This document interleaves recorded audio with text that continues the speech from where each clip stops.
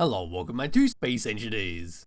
In today's video, I'm once again taking a look at one of your designs that you recommend me or send to me on mod.io, and for today, we are looking at another small block, heavily armoured land vehicle that features a large array of firepower on here that makes it great for assaulting space power outposts, space power headquarters, or even any kind of dangerous modded encounters you've added into your world. So this thing sitting right behind me is called the Dragon Beetle V1, which is this lovely thing over here.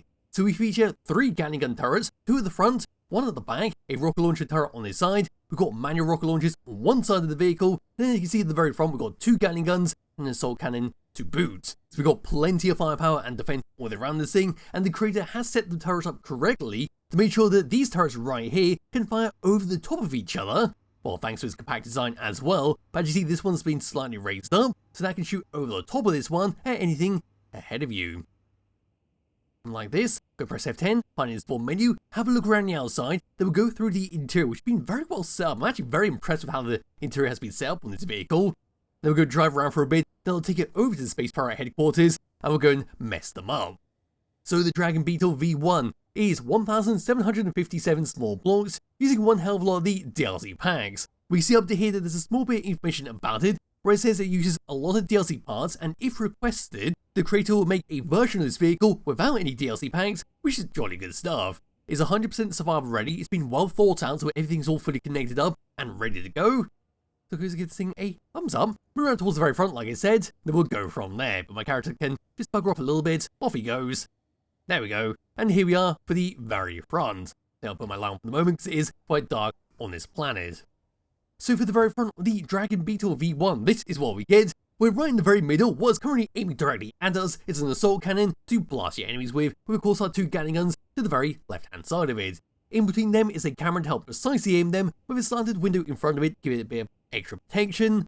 And of course above there we can see 2 cab cockpits, the orange one is the main seat to drive this thing around and to control most things about it. The other one sitting right next to it could be to control the turrets, so you have 2 Gatling guns at the front, the rocket turret on top, and then the rear Gatling gun as well. Then got a flush cockpit in front of that which has the exact same controls as the one behind it, so it's all about the turrets. Then moving down slightly, here we go, we've got a truss block with then 2 splints on each side, then one in the very middle which does work very well. It's actually really nice how these blocks just clip together like this. Seems to synergize very well being on the edge of that, to act as a fake bumper. But yes, play away from here and coming across onto this side, yes this side will do quite nicely. So we see the side of our orange cockpit. Moving slightly along here, we've got a bunch of digital camouflage. There's a little windowed pier inside, so all the way through here, going to be our interior. And the windows, all the windows around this vehicle have been doubled up. Make sure they are extra protected from any kind of shots trying to shoot you while you're peering out of these. Okay, so we'll come back to that a bit later.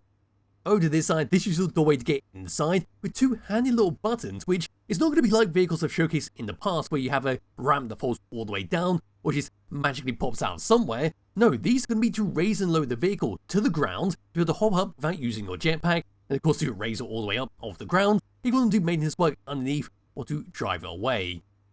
So I have a handy little weapon locker right there to store a few guns inside. So if you do get caught out by a drone, you just run up the side here, grab your gun, grab your ammunition, and then start blasting. Although you shouldn't really need to do that with the amount of turrets on this, but you never know. Anyway, across onto this side, we've got a protrusion section, which is going to be our O2HU generator. That then goes across to a rocket launcher, then across to a modular container, but we'll see that a bit later on. At the back here, we've got another set of windows. This time we can't peer out of this, it's simply got a battery right behind it. Then over on this side, it moves slightly away from the body. We've then got a top-mounted camera to help you on these sides. Anyway, returning back to this section right here. Now this is a very odd little thing, which I do quite like. So we've got this weird red hazard skin strip that just comes along this side. It's nowhere else on this vehicle, just on this section, which makes it look like this vehicle has taken battle damage and the blocks be repaired up in a different color. Now this is something that me and a few friends have done in the past. We usually make a giant battleship, usually battered armor skin, then whenever we take serious damage and need to replace blocks, we always replace it with a different color, so you actually see from a distance where you took a lot of damage. I'm just presuming this is what's happened on this vehicle, and that's what I'm going to be going with. But yes, that simply comes across. We've got orange blocks on top as well that goes across to our turrets. Then over onto this side, there we go, there's a rocket launcher, O2HU generator, modular container, cross onto the side. Now on this side, we simply got an auction tank without any weapons. We'll come back to that in just a moment. But looking at the back here, here we go, put on my light. Another window pair outside. Once again, like I said, is a double window. So we've got our bay windows on the outside, then flush windows on the inside. Then moving up slightly, here's our rear Gatling turret to help deal with any kind of enemies trying to chase you. Looking behind here, there's your rocket launcher turret on top. You get a very clear view at the back of our container, O2 HU generator, rocket launcher, and of course our auction tank. Then looking on this side, there we go, there's our battery windows like the opposite side, as well as the camera in front of it. Then across over to here, we see the ends of that auction tank, which do have 2 air vents to stock an auction to refill up that tank if you're on a planet that does have oxygen. Anyway, there's a connector to dock it up. This allowed us to be able to get up and on top of this thing to do some repair work if needed. Then towards front there we go. Turning my light, moving all the way up, looking down. So at the very front, all of our cockpits and static guns. Then they've got 2 compact antennas to make sure we can always find this thing. There's another antenna right there, which is currently turned off, but it's a backup antenna, because you can remote control this vehicle if needed. And right across there's our Gatling gun turret Mark II. There's a second one right behind it. And of course over there we can see a sneaky little conveyor linking our container to the rest of the vehicle. There's our rocket launcher turret on top, and there's the Gatling gun at the very back. Moving all the way down underneath this thing, not too much to talk about under here, just a bunch more steel blocks. Coming all the way across, there we go, we simply got a bunch of little slanted blocks. Comes all the way across to some more flat blocks. I've got a little bit of raised sections here and there, so looking like so. My light turned on, all the way across. And there we are, this is the kind of section that I was thinking of being like a small little fake air vent to let an auction on the inside, and of course allow anything on the inside. And there we are at the very back. And with that, that's a very brief look around the outside, the Dragon Beetle V1, and does look fantastic. It has been set up, nice sort of firepower on here. My only real complaint for me, the guns at the front, because it feels like these static guns right here are sort of just gilding the lily a bit. This vehicle has plenty of firepower on the back of the thing in the form of turrets, where having these is sort of okay if you do need to have some manual firepower. We can easily just take control of one of the turrets on the top and start blasting that way. So you can simply just remove these blocks and put on some more heavy armor blocks to give some more protection to the cockpit. But anyway, grabbing on my character, coming all the way around over to, shall we say, this cockpit right here. There we go, we've got controls for our turrets.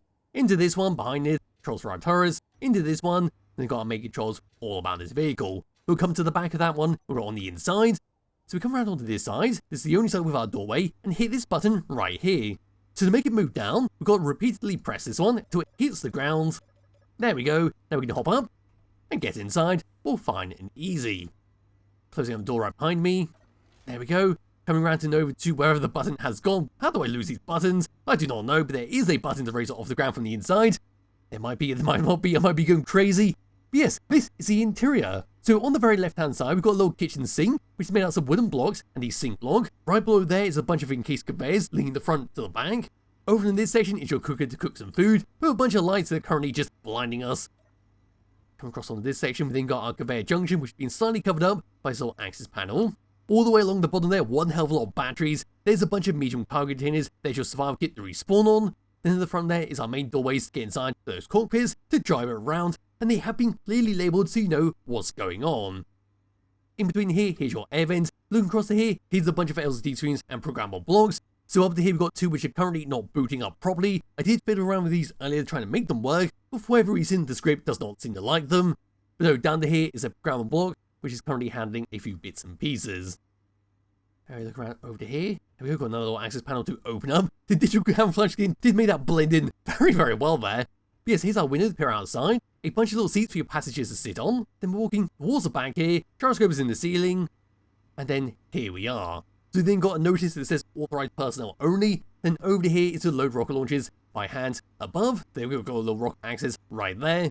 Then into here, we then got a window to peer into the back of this thing, which is sort of like a control center, which I really like on its vehicle. I've never seen any other vehicle do this type of setup before. People always go for a more encased cockpit design, where this would be to drive this thing around, but no, walking through here, closing right behind me, here we go, here's the button that I saw earlier. So yes, we press number 1 to raise the vehicle off the ground.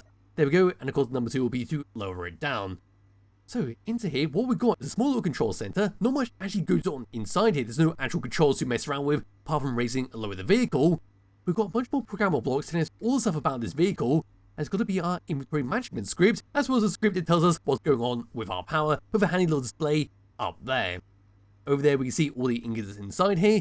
Down to here we then see our power output and input. Over there then our reactor engines, and of course our batteries, and then there's a visual representation of our batteries, hydrogen engines, and auction tanks in case you need it. Looking around here, there we go. And hopping out of this, looking towards the back here, here's a hydrogen engine. There's our batteries we see from the outside, those little windows. There's another hydrogen engine, and over here is a small little place for you to get some coffee, and you've got a little companion to join you on your adventure. Yes, there's a bump panel to raise and lower the vehicle. Down to here we've got some time blocks, there's a little beacon, there's a reactor, and then we see how it's all being conveyed up. And of course we'll go all the way across towards the front of the vehicle, down there. Yes, I do absolutely love this little set. It's very nice for a control setup right here, having these screens slightly angled there. And of course down to there with all the little fake buttons to pretend to play around with. Anyway, walking towards the front, here we go. And I want to get into this seat first of all. There we go, so now we take over the turrets, there's the one at the back. And again at the front, oop, hit the wrong thing. Here we go with the other one. And of course the rocket turret on top. Then hopping out of this, coming to this one. Here we are with the main controls. This is the view from the outside, so you can wave to your co-pilot, that's what you want to do. And we do have a good view all the way around this thing. Anyway, pressing number 1, that's going to be for your assault cannon at the front there to fire at once. Number 2 is then for your Gatling guns to fire them both together. Number 3 is then for your rocket launcher on the side. There we go. Number 4 is then for your top mount camera in between both your cockpits. And of course we've got number 5, going to be for your camera sitting right between your guns. Coming out of that, pressing the main number 9, that's to raise and lower the vehicle. Then with the tab number 2, we've got our emergency antenna, which is how we're going to remote control this thing in case we need to do that. We can turn that on, and then see our 2 compact antennas got destroyed for whatever reason. And now come to here, remote access. Here we go, I can now actually control all the stuff about this thing without needing to be in the cockpit, which is jolly good stuff if you do need to say disable a turret without being in the cockpit, or say you're not near the cockpit, but you need to turn it off before it blows up something very important. Coming out of this, there we go, back into the cockpit, and I think it's time for me to drive this thing around, and then we're going to go over to Space Pirate District headquarters and start to shoot them up. So undoing the parking brake, moving forwards, here we go, this is what we get. And while this thing's going to take a little bit of time to actually get up to speed, which is going to be roughly 50 meters per second, due to its sheer weight. So yes, driving this thing around, it's basically going to be a glorified battling ram to whatever you slam into. But here we go, it's very smooth, sticks roughly close to the ground, it does want to lift up occasionally when we do a few jumps. But there we are, we're now at our maximum speed, which is 49. In the first person view, driving this thing around, there we go, just narrowly avoiding all those trees. And of course coming to a stop. There we are, there's no risk of this thing flipping over. Trying to do a sharp turn and looking down like so. Oh, look at the ground there, it looks very slimy today. Yes, that's the turning circle we get. Looking at it from the bottom, no risk of this thing flipping over. Then back in the first person view, driving forwards once again. And there we are. But slamming on the brakes, coming to here and finding the wheels, finding all the wheels like so. Removing the speed limit, wherever that is, there it is, giving it a little bit more strength. There we go. Now driving forwards, we're going to go up to some high speeds to test this thing out before we head over to the headquarters to actually blow them up. So here we go now, 30, 35, 40, 50. We do kind of have a limit on how much ground I have there because there's a mountain in the distance. We're now at 63, 65, 70, 80 is slowing down. It seems to be having big problems getting up to maximum speed. There we go, 86, 87, there's a tree. Gonna hit 90. No, it seems like we're going to cap out at about 88 meters per second, which is jolly good stuff. Here's a little ramp going up. We're going to try and keep the momentum going up this section. And that's a sheer wall right there.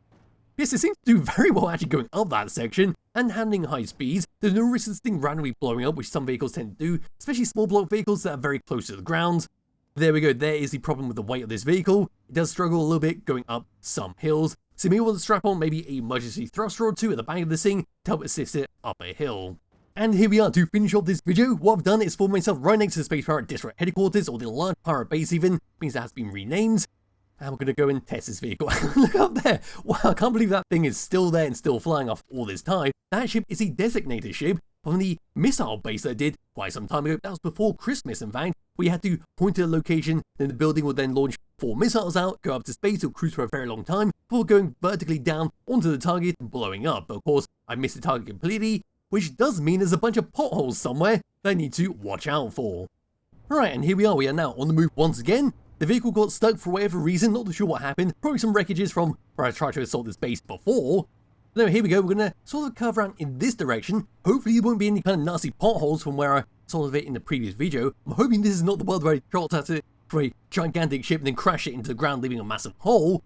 But no, the turrets are targeting weapons, so hopefully we just do a strafing run, and that'll be that. So first person view, There we go, now going for those turrets. There goes the rocket launcher. Jolly good shots over there. We've got to take one hell of a lot of shots on each side there. The rocket launchers are doing quite a good job at actually taking out our wheels, but because we've got enough wheels on here, we've got perfect loads of balance to actually keep turning this thing around. Here we go. Quite hard to turn this thing around. We are very slowly getting torn to shreds. Around again. And it looks like our guns have been disabled. So we're now going to come back around over this side, try and disengage with them, and actually see the damage dealt to this vehicle.